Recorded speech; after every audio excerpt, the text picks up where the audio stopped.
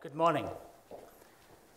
As I came here halfway around the world, 7 time zones away, jet lagged, I was wondering, what am I doing here? But when I saw all the fantastic projects which is going on under the Nordic Innovation umbrella, I thought probably I have been invited to just give you an idea of what our part of the world, how we produce food there, and what are our challenges and opportunities. As the minister said today in the morning, the world is looking up to Nordic countries, but I'm going to ask the Nordic countries also to look into our part of the world and see the challenges, and together, I think we can make a better world. I would like to begin by making a provocative statement that the Asian aquaculture systems, as we see it today, are at crossroads, real challenges and real difficulties. And we do need to sit down and think about how we are going to produce that 70% more food in the next 2 or 3 decades. So I would like to begin by thanking a number of people with whom I have been in touch for the past, since the invitation came. I would like to first of all thank Nordic Innovation for this invitation. I had very good intellectual interactions with Sigurdur of Innovation Norway. And most of the things which I'm going to present today, you can see that in the first ever regional seminar which was organized by NORAD in aquaculture, and this was organized by Britt Fiskness and Kirsten Bureau of the senior advisors at NORAD. I have been benefited with interactions with PharmaQ because Shasti has been doing a wonderful job there developing some vaccines for the Vietnamese catfish industry. CDCF, you people know about it from Norway, Rolf Engelsen, who has done some fantastic work about deep sea cages there. Aquaplan Niva, and of course my friends in FAO and NACA. So the outline of my presentation, I would like to just very briefly touch on global food fish production, just to give a perspective, the volumes, the trades, the sheer volume of what we are doing in our part of the world, the Asian contribution to the global production, what our systems look like, the characteristics of the Asian farming systems, and a little bit about demand and supply to give you a perspective of the challenges ahead. And I'll ask the question myself here, how will the Asian systems sustain production in the coming decades? And of course, the last part of it is the mutual reciprocal lessons for Nordic and Asian countries and opportunities for innovations and investments. The discussion will focus on the image and the track record of aquaculture in our part of the world as far as sustainability is concerned. And I also would like you to think about, I think most of you know about this Millennium Development Goals. I don't know where it is now, but how far we have reached in terms of several of the targets. And then I will end up with saying a little bit about the critical action points on thematic programs, which you would like to consider in the future. This graph, of course, everybody knows about it, that the capture fisheries has stagnated for the past about 3 decades, and aquaculture has been increasingly giving us the gap in the demand has been met by aquaculture, and it is becoming more and more important. The global protein supply are on average it has increased from 9.9 kilograms in 1960s to 18.6 kilograms in 2010. The fish accounts for about 16.6% of the world population intake. Globally, fish provides about 3 billion people with almost 20% of their intake of animal protein. It just gives you the importance of fish in the diets. And at least 4.3 billion people with about 15% of such protein. Volumes and value. Overall, global capture fisheries production is valued at about $217 billion US. But the world aquaculture production itself it attained its all-time high in 2010 at 60 million metric tons with an estimated total value of about 119 billion tons.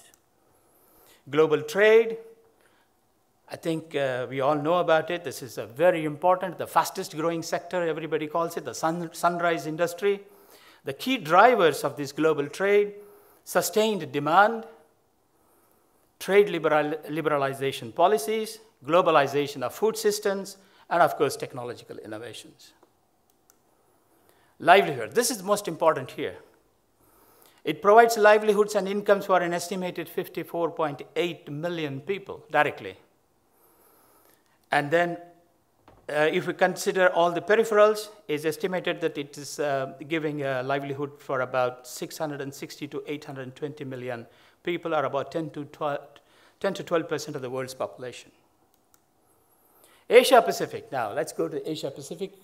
It produces 90% of the world aquaculture production comes from this region, 90%.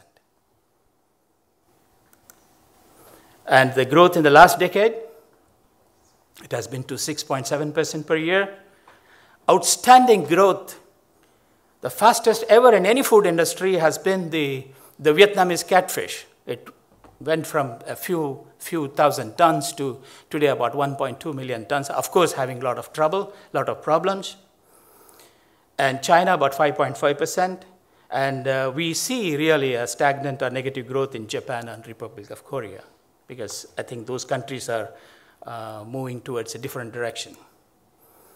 Just show you that the top 10 countries, 8 of the top 10 countries are in Asia Pacific region, the global leaders. Now when you see the Asian production, I think 70% of the Asian production comes from China. China is the main factor where the production is so high there. I mean, the rest of the Asia is only 30%. And when you see the bulk of the production is cyprinids, or the carps, and they contribute nearly 75% of the production in the Asian setting.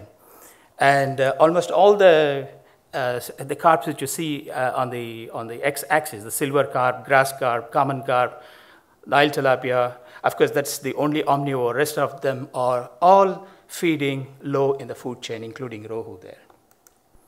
Just very quickly, the 10 top species, I don't have to name them, I think most of you know about this. I just, to save some time, I'll just flash it through. Now, the super performers of the decade, as I mentioned before, is Katla in India, 20% per year growth performance. The white-legged shrimp, 99% per year growth performance, and Pungus about 29% per year. Super performers. There are some highlights of aquaculture in Asia. The freshwater finfish, which requires lower cost feed inputs, dominate the freshwater production. That's mostly carps, 95%, 30 million tons. Rapid growth of high-value freshwater fish, that is snakeheads, eels. There are about 166 species being grown in that part of the world. And the catfish, of course, now is reaching at about 2.8 million tons in 2010. Tilapia, which has hardly 50,000 tons in the 80s, now it has gone to about 2.4 million tons. I think the salmon comes after tilapia. The highlights of crustaceans, again, white-legged shrimp dominates. Other important species are giant tiger prawn, the Chinese mitten crab, and the red swamp crawfish. The brackish water, 2.5 million tons. Major producers, again, are China, India, and most of these the Southeast Asian countries and South Asian countries, especially China. And the carnivorous fish species, about 1.6 million tons, herbivores and omnivores. Now, what you have seen is just the figures, but I would like to give you a human touch to this production systems and walk you through very quickly about who are these producers and what do they look like and what the systems look like. And I would walk you through, the aquaculture systems varies from subsistence level aquaculture, which is just to produce enough 1 or 2 kilograms of fish in a backyard pond by by a household mother to industrial scale aquaculture. It's a fantastic systems and diversity of systems in our part of the world here. Now here you see the Homestead ponds in Myanmar. The lady there on the top picture, she has been able to get a nice house and education for her children just because of a small pond in her backyard. And that's the family on the bottom. I'm just trying to give you a picture of the kind of people. And here's in Nepal, Homestead ponds. You see the size of the ponds there. But they do produce about 20 to 30 kilos, which is good enough for nutritional security for their household. And of course, a little bit is sold for purchasing some rice and dal and other places. This is a marginal environment. This is in Bangladesh. The self-help groups, I think we call them the group of self-help group of women who come together to produce. Now there's a macrobrachium she's holding. And of course, this was, I was taking the picture, so they were dressed very well. They are very poor people, but they're doing, I think, a dignified production system there. The guy on the top also, he's carrying the small baby fish in those vessels for stocking fish in the ponds. This is in Cambodia. Again, you see the marginal environments and very harsh environments and still producing and surviving there. These are the, I like this picture very much. It's a rice fish system at the background. You can see the trenches around the pond where the fish is grown, and also there's the morning glory is being grown in that particular pond. This is a husband and wife who are doing this for maybe 30, 40 years. This is again a rice fish system. Now it's becoming industrial. I mean, going towards industrial scale. The top one is in Bangladesh, and I think he's doing a Vietnamese catfish production. And the bottom picture is from India, where they are catching small mrigal, which is having a special market for itself. This is again, it's in Andhra Pradesh, where they are, I think you can see the kind of systems they are using there. This is in Vietnam. This is the cage systems in Vietnam, super intensive cage systems. This is again in Vietnam. This is in Indonesia, the gracilaria being grown by the family. And then it's a very successful industry, the seaweed culture. This, again, you know about in China, about the kelp, giant kelp production. This, can you see? I think there is just fish, no water there almost. This is, again, a super intense system, the Mekong area, where they're producing about 500 to 600 tons per hectare. This is really super intensive things. Same here, it's the red tilapia. And this is the great Chinese system of production. This is in the King's project, where the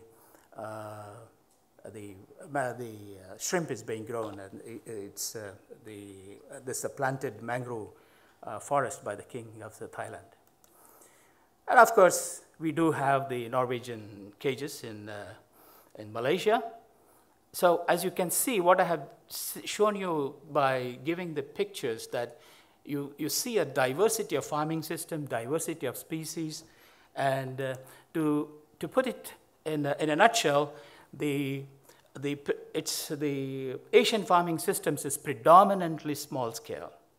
More than 80% of the farmers, or more than of the 12 million farmers, are small scale, less than about half a hectare land holding.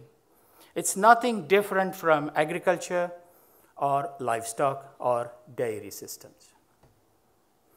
And it is extremely important for rural development of communities, employment, poverty reduction, and environmental sustainability. And aquaculture is probably the only way out to food security and source of livelihood in most circumstances at household and community level. And it is highly adaptive and innovative sector. Now, as you saw before, it is the extremely diverse farming systems, most rapidly growing industry, It has been happening only for the past 3 decades. It's a rapid transformation we are seeing since birth only 3 decades ago. And of course, it is extremely vulnerable system, which I will tell you in a minute. What are the issues and challenges? Today in the morning, we already heard from the minister. The challenge is really to produce enough food. We have gone through these inflection points in our civilization during the Green Revolution or the Blue Revolution or the White Revolution. But the kind of revolution we are going to talk about in the future is something totally different. We are talking about producing more and more from less and less. The Green Revolution, which you saw in agriculture, was because of expansion of agriculture, more chemicals, more pesticides, and more resources were used, and more genetics, and of course. But now we are going to talk about, I do not know where the answers are going to be, but the reality is farmers must produce 70% more food by 2050. That is the challenge. And then what is the role of aquaculture going to be, and how this part of the world which produces 90% of the aquaculture production, how are they going to do this?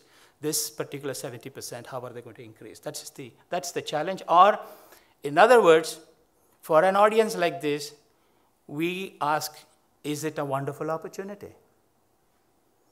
Are you going to focus on producing 1 million tons of salmon or 100 million tons of carp somewhere? We have to ask that question. And you're going to ask, I'm going to draw some parallels in a little while about how people have done businesses. And then I want you to just open your minds and see the potential of doing things in the Asian setting. Just as very quickly, I want to just share you about some real figures which has been done by the FAO. What it shows here, very quickly, is we are talking about a deficit in demand for fish for about 51 million tons by 2030 itself. The A and B and all these things are not important. The A is basically refers to the projections of 2030 projections by looking into just the demand which is exerted by the growth of population alone. But the B column is population growth plus their ability to purchase, the financial design. So that particular thing is most important for us. If the demand and also the affordability goes on increasing, we are talking about more and more production. And maybe the fish itself becomes less and less affordable also in the future. The building and so we are at present growing at 4%. We need to grow at 5.6%. It doesn't look very much, but in terms of volumes, it is very, very high, about 51 million tons. Now, the question again is, can we sustain aquaculture production in Asia? Can we go as the business as usual now? Definitely not. Definitely not. Because there are, as again the minister rightly pointed out in the morning, there's a limits on land and water resources. We need significant increase in production from technological change, because the new word for today is not just production efficiency. We are talking about sustainable production efficiency or sustainable intensification. And this is the same thing which is being promoted in FAO for crop intensification, sustainable intensification, livestock, and also for fish now. And we really don't know how it is, what is this sustainable intensification will look like and how it is going to be done. But I think I'm an optimist. I think human beings have always always survived and prevailed. So I think in another 10 to 12 years, I think it is going to be, it's going to happen. It's not only simply to maximize productivity, we are also talking about cost and energy efficiency. That's the challenge. And we need to optimize across all complex scope of production, rural development, environment. And I mean, it looks like buzzwords to you, and that's the reality. That's the reality. Now, to the challenges in Asian aquaculture, which I said before, is at crossroads. Now, what are these crossroad problems here? Overall, aquaculture itself has a very negative image. because it is seen as a threat. Maybe most of you may not see it that way, but in different parts of different audiences, this is a serious issue in many parts of the world, especially in the developed parts of the world, because aquaculture is seen as a threat to biodiversity because of this use of resources, the GHG emissions, habitat loss, chemical use. You just can't imagine the amount of chemicals which is used in in the Asian aquaculture systems. And of course, the FIFO, fish meal and oil controversy.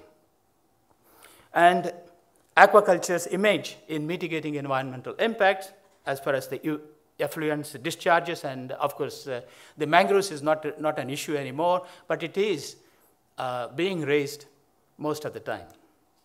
The managing biodiversity, again, diseases. You can't believe the number of diseases, and that is being tackled in our part of especially on the shrimps and the new, the challenges, as I said before, the super performers, the cutla and catfishes. It's the diseases and the alien species. For example, overnight, the white-legged shrimp has been dumped in our waters throughout Asia without looking into any risk analysis. It's just introduced, and we are producing millions of tons of those things. So we have not asked these questions, what has happened to the native stocks of the species which this may be displaying, but we don't have any evidence yet. The GMOs also is becoming an issue. And of course, you know about this, the food safety, the traceability. The certification is one thing which we have now a number of companies which is doing certification. At least they are trying to raise the standards or the bars of the better management practices through education. Then the other thing which we have not even touched about in most of the food production systems is the socio-economic benefit impacts.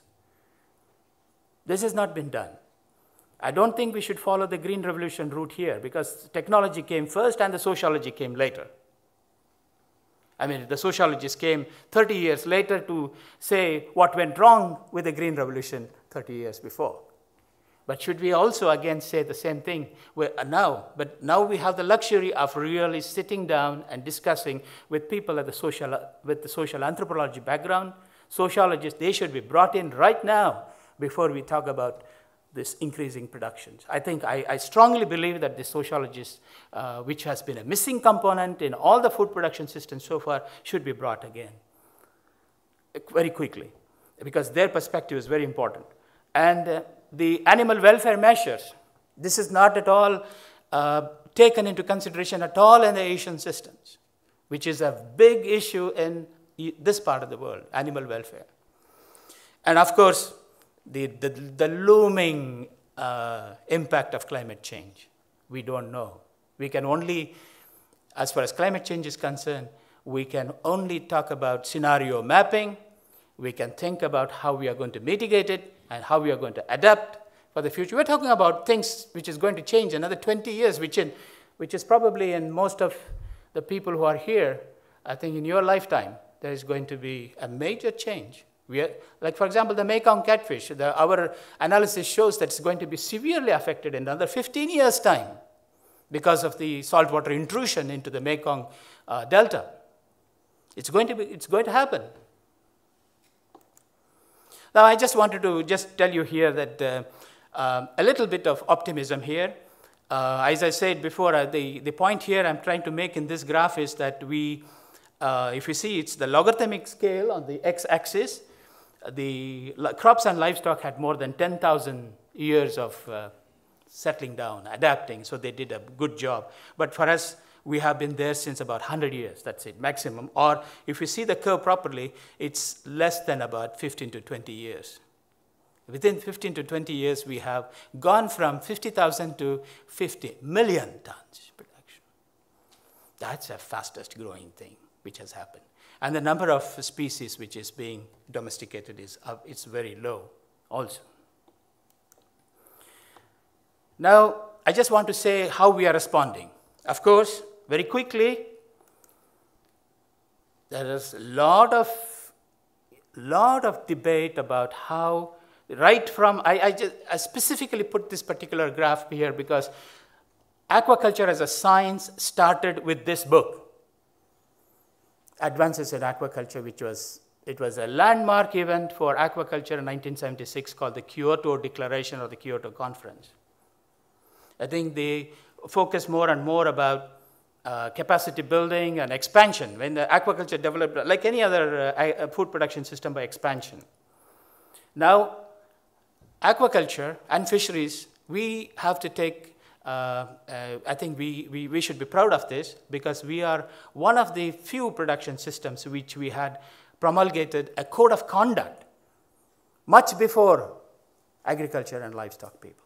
The Code of Conduct for Responsible Fisheries and Aquaculture. This was reviewed very recently by Merrill Williams, and also she also has made a point that I think we should be very, very proud of this particular code, which came very early in the history of aquaculture. And also you know that there are some major conferences being organized by FAO and NACA type of organizations about the declaration. All of these refer to environmental sustainability issues. And we are trying to make some guidelines into this, and I think we are making some good progress. And COFI remains the oversight for entire development of aquaculture.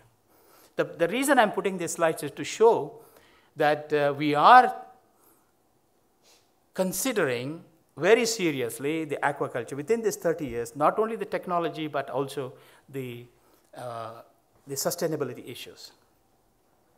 Most recently was the Phuket Consensus, which again reaffirmed the sustainability criteria of the Bangkok Declaration. Very recently, we had a ministers' level declaration again, which again is for the first time, I think they are talking about, the ministers are talking about social, economic, and environmental sustainability goals of aquaculture development, which is again a very, very nice thing which is happening here. So, if you think that aquaculture started in 1975, aquaculture developed as a science, and the next phase was every 10 years, we have been having some inflection points. So everything points to a good direction. But now let us really see the reality here. I've just put this slide here to make a comparison between the aquaculture in Asian region and also what we can learn from the Nordic countries. Now, this is the first particular point which you see here. What is happening here is not happening in Asian setting. Strategic thinking is not there, which is here.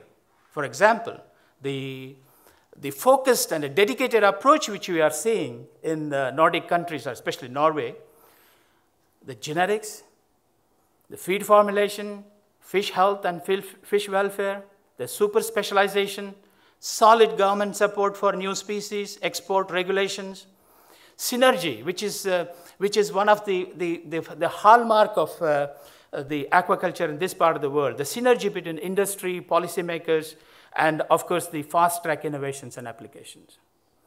Harmonization of guidelines and regulations for monitoring of farms and approval of product safety and certifications. This is, when I put this graph, this is something which we need to do in our part of the world. Now I'll tell you in the next graph here. Sustainability, again, is a major, major issue here, the prime objective. But there is a lot of spirited debates which we, as I said before, the alien species, the introductions of new species, and just the transboundary issues of diseases, it's just beginning to be felt. But here, you're talking about the dialogues, which is organized very well, arriving at possible solutions and interventions. And I'm asking a question that, is this the model that we should be emulating? I think so, yes. Now, the issues which are of serious concerns in Asia, I would like to put a very important point I'm going to make here, is although this is really for me as a geneticist is something which I feel the amount of production losses because of not doing proper science in terms of genetics and nutrition and value chain management in our part of the world, I do not know how much we are losing every year. Just for diseases, I was told that it's about $10 to $12 billion are lost because of fish health issues. And genetics, this is one, we are growing, I mean, we are producing 50 or 55 million tons, but no concern, nobody knows what strain or what variety of fish is growing. Well, this doesn't happen in salmon, right? I mean, you are having a 17 to 18 trait selection criteria, but genetics is not touched at all. And you will be very surprised, the poultry feed is being fed in catfish.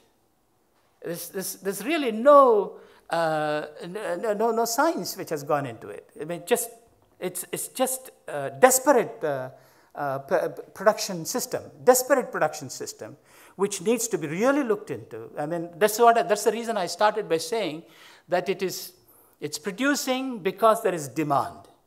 Anything goes. But if it was done on a firm scientific footing, you just imagine the production efficiency, the kind of things which we could do in a proper way. I think we will have better answers. We should be able to produce that 70 million tons, 70% much more easily than we are doing it. Because just looking into the genetics and nutrition and doing the overall governance, so that is another major issue which needs to be looked into. The governance is an issue, the regulation, the certification, the traceability. It's not there. Animal welfare, all this needs to be taken into consideration. Now is this a golden opportunity? I started by making a statement, of course, there's so much focus on producing 1 to 1.2 million tons of salmon, but just open your eyes and see what you can do in our part of the world, 100 million tons of fish. That is required. You need a totally different out-of-box approach. Now, I just put here, very quickly, Mr. Moderator, I'll just take about 2 minutes. I put here the lessons from dairy, because that particular thing is, I have talked to many Norwegian scientists. They said, oh, small-scale farmers, I don't know how we can do anything to them. It's so difficult. But I gave an example. Take the cow, and India is the #1 milk producer today. But who produces this milk? 70 million cows are owned by 70 million households. But what is the beauty of the system? Danish example, they have revolutionized it. You have everything around the milk production is taken over by machines, really. You have the artificial insemination systems, you have a fantastic breeding program, you have milking machines. You can see a cow which will be grazing all day. In the evening, about 10 cows from 10 houses, they go in a line to a place where it is going to be milked. You don't have to lead it.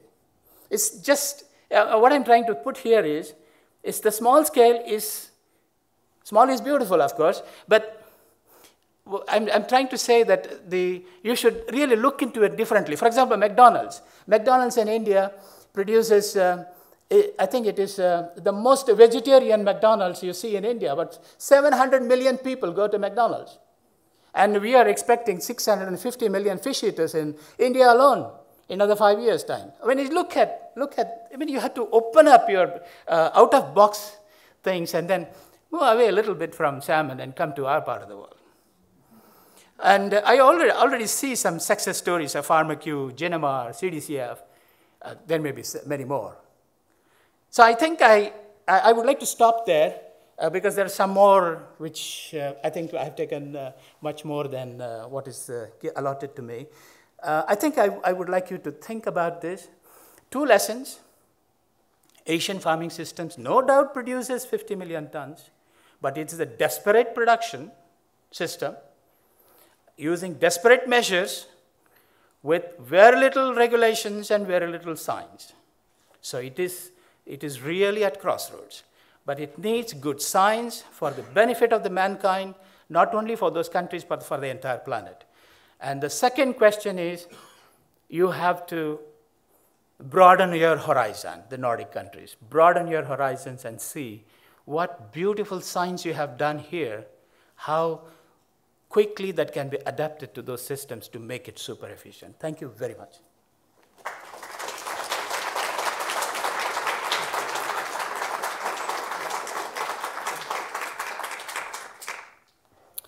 Thank you, Dr. Ambekar. I see that we have to stretch our boxes a little bit, a lot, We have time for some questions or comments.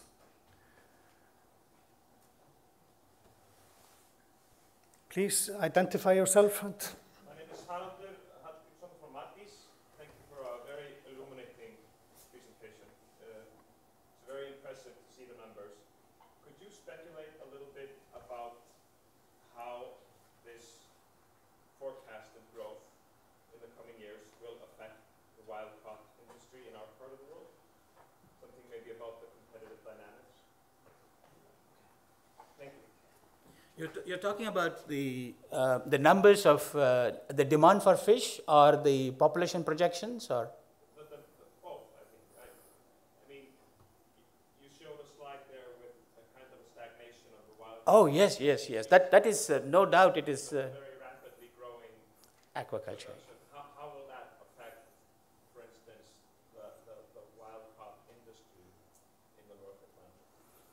Oh, yes, specifically North Atlantic, but from a global perspective, I think everybody recognizes that most of the wild caughts, except for a few which has recovered and which is doing very well, except for very few stocks, most of the places, I think 70 to 80% of the stocks have been either close to being overexploited or fully exploited. That is a fact. What we are doing in capture fishery industry today is actually trying to get people out of capture fisheries, trying to get them into a different learning process, trying to get them into aquaculture or different vocations. It's not being easy. That's the reason I told you, more than ever, the co-management principles of sociologists is more required in the capture fisheries one. We don't need a better mousetrap now. I think those days are over. We need to take out those traps and just manage what we have. That's the truth. And all this demand, the gap, has to be met by farming. That's the reality. Thank you. I hope I understood. But I'll be here today, whole day. We can talk over beer. Do we have more questions? Time for one question.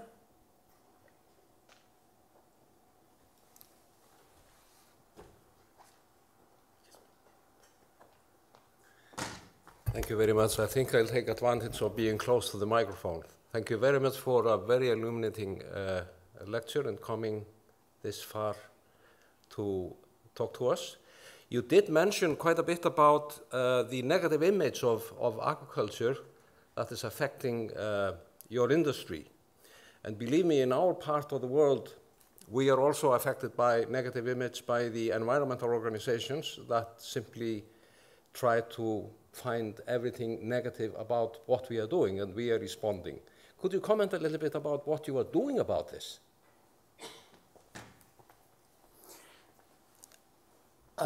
Organizations like FAO and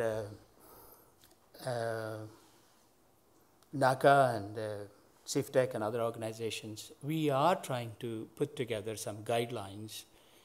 I think that's the maximum we are allowed to do as an intergovernmental organization. Yes, we are doing, but the fact remains that the governments, the overall governance of these production systems is so lax that you may have fantastic guidelines of how to mitigate those responses, but it is not, the implementation part is the problem. It's really a problem. Unless there is a political will in all this, at least I'm talking from our part of the world. Your part of the world is fantastic anyway. But your debates are more emotional than sometimes scientific. I'm sorry to say that. You have to be emotional to make your point. But we have not reached that stage there, but we are doing something for the good.